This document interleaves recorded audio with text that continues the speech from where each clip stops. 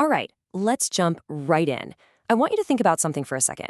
What if your mind is basically running on software?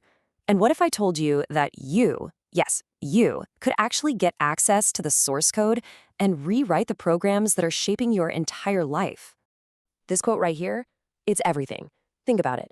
So much of what drives you, your habits, your gut reactions, your biggest fears, it's all just an automatic program. It's running in the background. And here's the kicker. You never chose to install it.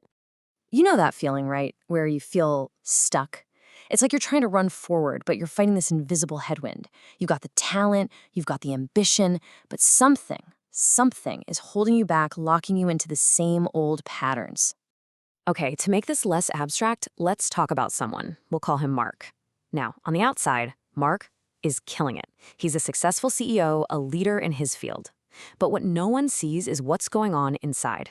Secretly, he's terrified that any minute now, someone's going to tap him on the shoulder and say, "We figured it out. You're a total fraud." And that feeling, that's what we call imposter syndrome. But it's not just a random thought. It's a program, a really stubborn line of code that just refuses to be deleted. And this code, it was running his life, making him overwork, pushing away people who could help, all while living in this constant state of fear. See, Mark wasn't broken. He was just running on some really outdated software. And here's the thing, Mark's problem isn't some rare bug. It's actually incredibly common, which brings us to our first major topic, your mind's outdated software. So many of us are trying to deal with today's AI-augmented world, but we're doing it with mental programs that got installed way back in our childhood. It's like you're trying to run the latest video game on a computer from 1985. It's just not going to work. Now hold on, because this next number is going to blow your mind. According to cognitive neuroscientists, a whopping 95% of your mind's processing happens unconsciously. That's your decisions, your emotions, your actions, all of it. Only a tiny 5% is the stuff you're actually aware of. This iceberg visual, it's the perfect way to picture it. That little tip sticking out of the water, that's your conscious mind. That's the 5%. But the real power, the other 95%, is that massive chunk of ice hidden below the surface. That's your unconscious mind. Let's call it the basement programmer. It's down there running the whole show, from keeping your heart beating to holding on to your deepest beliefs about the world. So, the big question is, how does this basement programmer actually work? Well, it builds your reality by filtering everything. And this is so important to get. You are not responding to reality itself. You're responding to a highly edited, super compressed map of reality that your brain creates just for you. And the scale of this filtering operation is just, well, it's insane. Every single second, your senses are getting hit with something like 2 million bits of information. Sights, sounds, feelings, all of it. If your brain tried to process all that, it would be a total system meltdown. So, to keep you sane, it compresses it all down to a tiny little piece it can handle. And it does this using 3 universal filters. First up, we've got deletion. This is exactly what it sounds like. Your brain just ignores stuff. It deletes any data that it thinks is irrelevant. You know how you can get 3 emails full of praise for your work, but the only thing you can think about is that one tiny piece of criticism? That's deletion in action.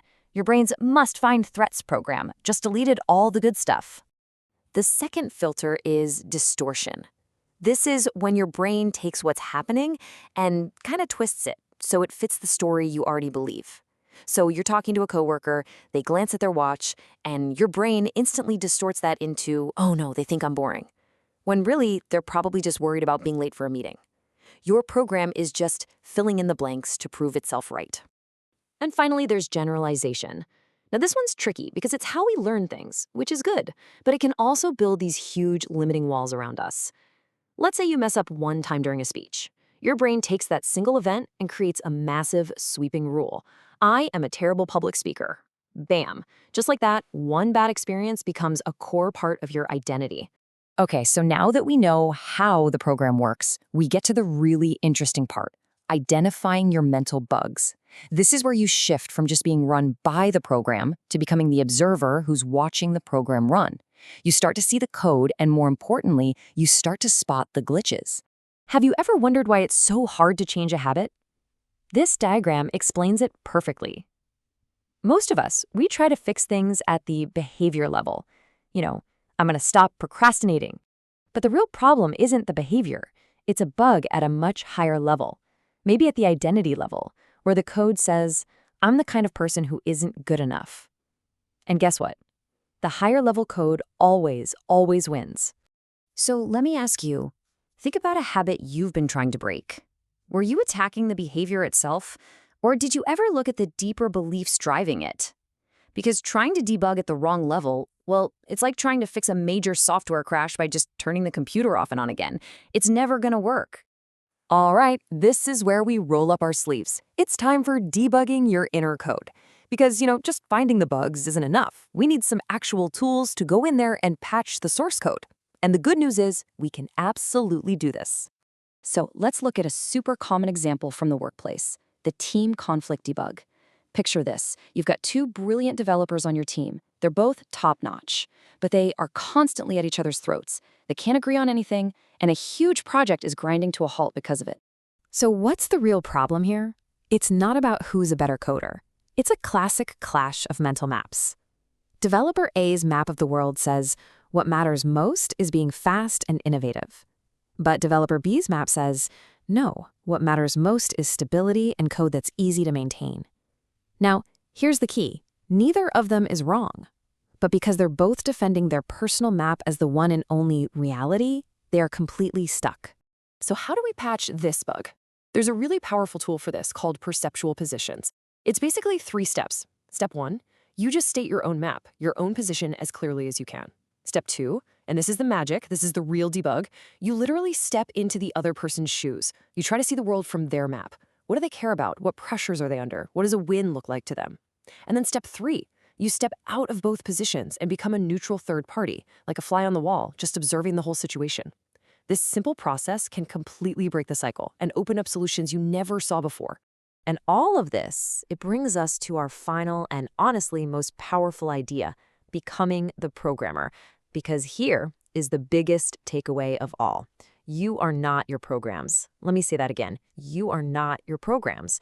Those old beliefs, those fears, that imposter syndrome, that's not you. It's just old code. And you can become the one who writes the new code. This quote right here just nails it.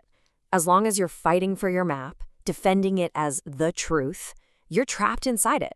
But the very second, you can say, wait a minute, this is just one map. It's not the whole territory. Suddenly, you're free. You have the power to draw a completely new one, a better one. Think about it. Your entire life up to this point is simply the output of the programs you've been running. And realizing that, that's not just a cool thought experiment. It's a game changer. What you're doing right now by listening to this is learning how to read your own source code for the very first time. So I'm going to leave you with a final thought to chew on. If you weren't being run by your past, if all those old programs from your childhood just vanished, who would you actually choose to be today?